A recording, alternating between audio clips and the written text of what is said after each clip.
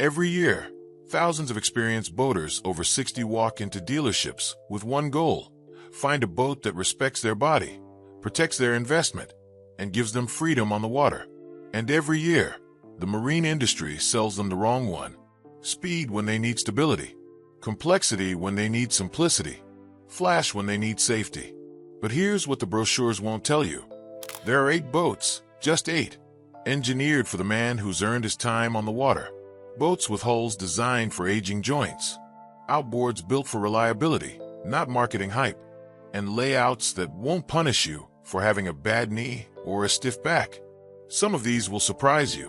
One of them might just change how you think about boating after 60. Before we dive in, let me ask you something. What matters more to you? The boat that looks good at the dock, or the one that gets you home safe when the weather turns? Drop your answer in the comments right now. And if you're serious about making smarter decisions on the water, hit subscribe and ring that bell, because we investigate the marine industry so you don't have to learn the hard way. Now, let's start with boat number 1, and why it's quietly become the favorite of mechanics who actually know what breaks. Let's start with a number that should make every boat manufacturer in America pay attention. 38%. That's the share of new outboard boat purchases above $50,000 made by men over the age of 60. According to the National Marine Manufacturers Association, this single demographic writes more checks for new boats than any other age group in the country. They have the savings, they have the time, and after decades of work, they finally have the freedom to use both. Yet walk into any boat show in Miami, Fort Lauderdale, or Annapolis, and count how many marketing displays feature a gray-haired man at the helm. You'll run out of fingers fast, because the answer is almost none. Instead, you'll see young families wakeboarding, athletic anglers hauling in trophy fish, couples in their 30s toasting champagne at sunset. The man writing the check is 63. The man in the brochure is 35. This isn't just a marketing oversight. It's a fundamental misalignment between who buys boats and who boats are designed for. And it has consequences, real consequences, that play out every season on docks, in service bays, and sometimes, tragically, on the water itself. To understand why the boats on today's list matter, we first need to understand what makes boating different after 60. Not worse, not lesser, just different. The human body changes. This is an opinion. It's biology. After the age of 50, balance begins to decline. Slowly at first, then more noticeably. The vestibular system, that delicate machinery in your inner ear that keeps you upright on a rocking deck, loses sensitivity. Reflexes slow. The gap between seeing a wave and bracing for it widens by milliseconds that matter. Joint pain becomes a factor. Knees that once absorbed the pounding of a center console running through chop now protest after 30 minutes. Backs that once twisted easily to check the stern now stiffen and ache. Grip strength, that invisible force that keeps you attached to a grab rail when a wake hits, decreases by roughly 20% between age 40 and age 65. And then there's fatigue. The sun hits harder. Dehydration sets in faster. A 4-hour fishing trip that once felt like nothing now requires planning, pacing, and recovery. None of this means a man over 60 shouldn't boat. Quite the opposite. It means he should boat smarter, with equipment designed to accommodate reality, not ignore it. So what does that equipment look like? First, low freeboard or easy boarding. Climbing over high gunnels isn't just inconvenient, it's dangerous. A boat designed for mature boaters should let you step aboard, not vault aboard. Second, stable hulls. Deep V and modified V designs that track true and resist rolling at rest. Twitchy performance hulls built for speed become liabilities when balance is compromised. Third, simple and reliable outboards. Modern four-strokes from Yamaha, Mercury, and Honda have reached remarkable levels of dependability. But complexity varies. Some engines require dealer-only software for basic diagnostics. Others can be serviced by any competent marine mechanic with standard tools. For a man who values independence, that difference matters. Fourth, covered helm stations. Sun exposure after 60 isn't just uncomfortable, it's a health risk. A hardtop or T-top isn't a luxury, it's protection. Fifth, non-slip surfaces and grab rails everywhere. not as an afterthought, not as an accessory, as a fundamental design principle. And sixth, accessible head facilities. On a 3-hour cruise, this isn't optional. It's essential. These 6 criteria will guide everything that follows. They're not about limitations. They're about liberation, the freedom to stay on the water longer, more comfortably, and more safely. Now, let's meet the first boat that delivers on these promises. The Grady White Freedom 235 sits at the top of our list for a reason that has nothing to do with marketing and everything to do with engineering. For over 50 years, Grady White has built its reputation on one principle: build boats that bring people home. Their Greenville, North Carolina factory produces hulls using a proprietary design called CV Superscript 2, a variable degree dead rise that starts steep at the bow and gradually flattens toward the stern. In plain language, this means the boat cuts through waves softly at the front while remaining stable at rest in the back. The Freedom 235 is a dual console design, meaning it has walkways on both sides of the helm. This matters for mature boaters because it eliminates the need to climb over obstacles to move from bow to stern. You simply walk. The integrated windshield blocks spray and wind. And hidden beneath the port console is a fully enclosed head compartment, small but functional for day trips. Construction quality is where Grady White separates itself from competitors. The hull is hand-laid fiberglass with a foam-injected stringer system. This makes the boat unsinkable, not as a marketing claim, but as a certified fact. Mechanics who service these boats report remarkably few warranty issues. The phrase you hear repeatedly in service bays is, "They're built like tanks." Power comes from a single Yamaha F300, one of the most proven outboards in the industry. Oil changes are required every 100 hours, roughly twice per season for most recreational boaters. And unlike some competitors, Yamaha doesn't lock basic diagnostics behind dealer-only software. A competent independent mechanic can service this engine with standard tools. For men over 60, the Freedom 235 offers low boarding, wide walkways, an enclosed head, and shade from the factory T-top. The single-engine setup keeps maintenance simple and costs predictable. One consideration: a single outboard means no redundancy. If that engine fails offshore, you're calling for a tow. For protected bays and coastal cruising, this is perfectly acceptable.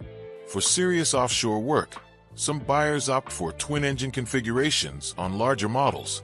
Price sits between $130,000 and $160,000 fully rigged, depending on options. Next, we turn to a name that needs no introduction. Boston Whaler has been building unsinkable boats since 1958, when founder Richard Fisher cut a 13-foot hull in half and proved both pieces would float. That demonstration became legend. And 60 years later, Whaler's Unibond construction, foam injected between inner and outer hulls, remains the gold standard for flotation safety. The 250 Outrage is Whaler's versatile offshore center console. At 25 feet, with a beam just under 8.5 feet, it offers serious capability without overwhelming size. The hull carries a 22-degree dead rise at the transom, sharper than most competitors in this class. That angle means a softer ride in head seas, though it also produces slightly more roll at rest. Fit and finish are exceptional. Whaler has always commanded premium prices, and the 250 Outrage justifies them with details: flush-mounted hardware, quality upholstery, and electronics integration that looks factory-designed rather than aftermarket. For power, most buyers choose twin Mercury 200 V6 outboards or a single 300. The V6 200s built after 2020 have proven mechanically simpler and more reliable than the larger V8 Pro XS line, with fewer reported issues in independent service records. For mature boaters, the 250 Outrage delivers confidence offshore. The elevated helm seat reduces fatigue. Hardtop options protect from sun and rain. One caution emerges from owner feedback: the gunnels are high. Reboarding from the water after a swim or an accidental fall requires a proper stern ladder with good reach. Several owners over 60 report difficulty with this maneuver. Before purchasing, test it yourself at the dealership. If climbing that ladder feels difficult on land, it will feel dangerous in open water. Price ranges from $180,000 to $220,000, depending on power and options. Now, for something completely different. The Ranger Tugs R23 will surprise many viewers on this list. It's not a center console. It's not a bay boat. It's something the marine industry rarely discusses in mainstream boating media. A pocket cruiser with trawler DNA. Built in Kent, Washington, Ranger Tugs has quietly cultivated a devoted following among mature boaters who prioritize comfort over speed. The R23 looks like a miniature yacht because functionally it is one. At just 23 feet, it offers an enclosed pilot house with standing headroom, a V-berth forward that sleeps 2 adults, a functional galley with stove and refrigerator, and a fully enclosed head with holding tank. The hull design tells the story. This is a semi-displacement bottom, meaning it's not designed to plane like a traditional outboard boat. Maximum speed tops out around 18 knots, but at trawler speeds, 8 to 10 knots, the R23 burns just 2.5 gallons per hour. Fill the tank once, and you can cruise for days. For men over 60, this boat answers a question many don't realize they're asking. What if I want to go farther, stay longer, and never worry about weather driving me off the water? The enclosed helm keeps you warm in the Pacific Northwest, dry in Florida rain squalls, and protected from sun anywhere. Entry is a simple step down from the dock, no climbing, no balancing on narrow gunnels. And because the Yamaha F200 Outboard is a proven, mechanically simple platform, service can be performed by any qualified marine technician. Owners report exceptional confidence in protected waters, Puget Sound, the Great Lakes, the Intracoastal Waterway. This is not an offshore boat. It's not designed for open ocean swells, but for the boater whose definition of adventure is a quiet cove, a good book, and no marina fees. The R23 delivers something rare, genuine independence. Price ranges from $140,000 to $180,000, depending on configuration. Now, let's return to more traditional territory with a boat that delivers remarkable value. The Sportsman Heritage 231 comes from a South Carolina builder that understands coastal boating in ways few manufacturers can match. Sportsman boats are designed for the conditions between Wilmington and Key West, shallow bays, oyster bars, tidal flats, and the occasional inlet crossing. The Heritage 231 is a center console, but not an aggressive one. At 23 feet with an 8-foot 6-inch beam, it offers stability that belies its size. The hull carries an 18-degree dead rise at the transom, moderate by offshore standards, but ideal for inshore efficiency and stability at rest. What sets Sportsman apart is construction philosophy. The Heritage 231 contains zero wood. Every structural component is composite. This eliminates the single most common failure point in aging boats, wood rot in stringers and transoms. Buyers who keep this boat for 15 or 20 years will never face the catastrophic repair bills that plague woodcord competitors.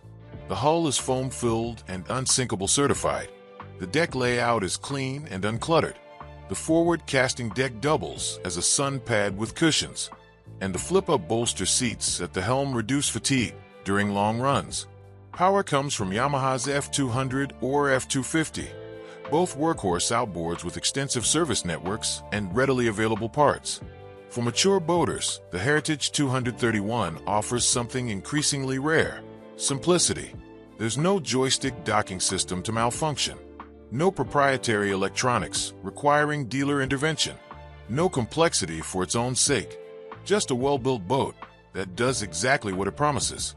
One limitation deserves mention: there is no enclosed head. For longer trips, you'll need a portable unit or shorter legs between marina stops. Price sits between $75,000 and $100,000, the most accessible boat on this list, and arguably the best pure value. For the man over 60 who still wants to run offshore, who still feels the pull of blue water, deep drops, and the possibility of a trophy catch, the next 3 boats deserve serious consideration. The Cobia 280 center console represents what happens when a manufacturer designs specifically for offshore conditions without forgetting the human being at the helm. Cobia has operated from Florida since 1959, building boats for anglers who understand that the Gulf Stream doesn't care about your marketing brochure. The 280 carries a true 24-degree dead rise, one of the steepest in its class. That sharp entry means the hull slices through head seas rather than pounding over them. Owners consistently report dry, comfortable rides and forefoot chop that would punish flatter bottom competitors. Construction follows traditional methods that have proven themselves over decades. Hand-laid fiberglass with a foam-injected stringer grid. The hull is solid, the deck is solid, and the transom is built to handle the torque of twin outboards for 20 years or more. Speaking of power, the Cobia 280 runs twin Yamaha F300 outboards. These engines share their block architecture with the F250 and F350, meaning parts interchangeability is excellent. A mechanic who knows one knows them all. Fuel capacity reaches 172 gallons, enough for serious range on offshore trips. For mature boaters, the 280 offers an integrated head compartment, a helm seat with flip-up bolster to reduce back strain, and a hardtop that provides genuine shade. This is the boat for the man who refuses to give up offshore fishing, but needs his equipment to accommodate physical reality. Price ranges from $200,000 to $250,000. It's a significant investment, but for serious offshore capability with comfort, Cobia delivers. The Sea Hunt Ultra 255 SE offers a different proposition. Nearly everything you need at a price that won't deplete your retirement accounts. Sea Hunt operates from Columbia, South Carolina, and has built its reputation on one simple idea: deliver quality boats at prices that undercut premium competitors by 30 to 40%. The Ultra 255 is their dual console flagship, featuring a walk-through windshield, bow seating, and an integrated head compartment. The hull carries a 19-degree dead rise, balanced between offshore capability and inshore efficiency. Construction uses foam injection and composite stringers, eliminating wood rot concerns. And every Sea Hunt carries an MMA certification, meaning independent inspectors have verified construction quality. Owner feedback reveals something surprising. Warranty claims on Sea Hunt boats run lower than several premium competitors, charging twice the price. The company has quietly invested in quality control while keeping overhead costs minimal. Power comes from a single Yamaha F300, keeping maintenance simple and service costs predictable. The deck layout emphasizes walkability, wide passages, minimal obstructions, and grab rails where they belong. For men over 60, the Ultra 255 delivers the dual console experience without the dual console price tag. The low step-down entry from the dock respects aging joints. The enclosed head enables longer trips, and the protected helm keeps sun and spray at bay. One consideration requires honesty. Sea Hunt's dealer network remains thinner than Grady White or Boston Whaler. Before purchasing, confirm that qualified service exists within reasonable distance of your home waters. A good boat with no local support becomes a frustrating boat quickly. Price sits between $95,000 and $130,000. Exceptional value for this feature set. The Pursuit S288 Sport occupies different territory entirely. Pursuit, owned by Malibu Boats since 2018, has positioned the S288 as something the industry calls a crossover. A center console that borrows comfort features from express cruisers. The result is a boat that fishes like a center console, but pampers like a much larger yacht. The forward console hides a genuine cabin with a berth, allowing overnight stays without marina fees. The Pursuit S288 continues to impress below deck. The enclosed head includes a shower, rare in this size class. Optional air conditioning transforms the cabin into genuine refuge from summer heat. And the construction quality reflects Pursuit's premium positioning. Vinylister resin barrier coat protects against osmotic blisters, while the hull's 21-degree dead rise balances offshore capability with inshore comfort. Power comes from twin Yamaha F300 outboards. The electronics integration is thorough, perhaps too thorough for some buyers. Several owners report that the digital systems, while impressive, require dealer visits for updates and troubleshooting that simpler boats handle independently. For men over 60 who want offshore capability and genuine overnight comfort without stepping up to a 40-foot express cruiser, the Pursuit S288 delivers. The helm seat adjusts for lumbar support. The hardtop provides complete shade, and that forward cabin means you can escape the sun, take a nap, and return to fishing refreshed. Price ranges from $250,000 to $300,000. Premium territory, but the feature set justifies consideration. Our final boat brings us to a name fewer viewers will recognize, which is precisely why it deserves attention. The Sailfish 290cc comes from a Florida manufacturer that has built center consoles since 1984 without the marketing budgets of Boston Whaler or Grady White. What Sailfish lacks in brand recognition, it compensates with engineering substance and competitive pricing.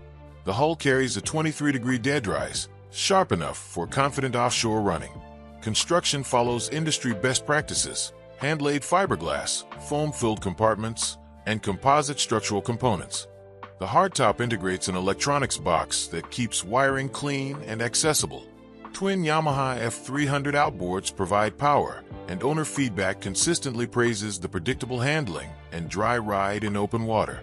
Mechanics who service these boats report quality comparable to premium competitors at prices 15 to 20% lower. For mature boaters, the Sailfish 290 offers serious offshore capability without the brand premium.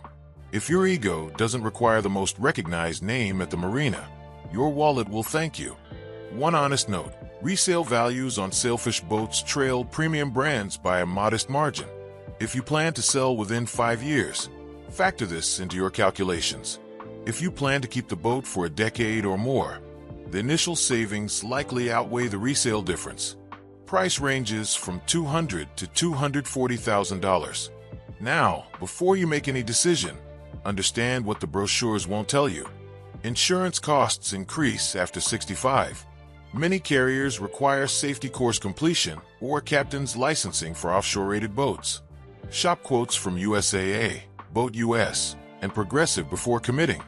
Their mature owner programs can save thousands annually. Twin outboards mean double the service costs. Budget approximately $2,400 annually for routine maintenance on twin Yamaha 300s. Single-engine setups cut this nearly in half. And finally, test reboarding before you buy. Step off the swim platform. Get in the water. Climb the ladder back aboard. If this feels difficult at the dealership, it becomes dangerous when you're alone, tired, and miles from shore. The right boat for a man over 60 isn't the fastest. It isn't the flashiest. It isn't the one that impresses strangers at the fuel dock. It's the one that respects your body, protects your investment, and extends your years on the water, comfortably, confidently, and safely. Because the real measure of a boat isn't how it performs on sea trials. It's how it performs on the day when weather turns, energy fades, and all that matters is getting home. Choose accordingly. If this investigation helped you think differently about your next boat, subscribe and turn on notifications. We research the marine industry so you can make decisions based on facts, not marketing. Until next time, stay safe on the water.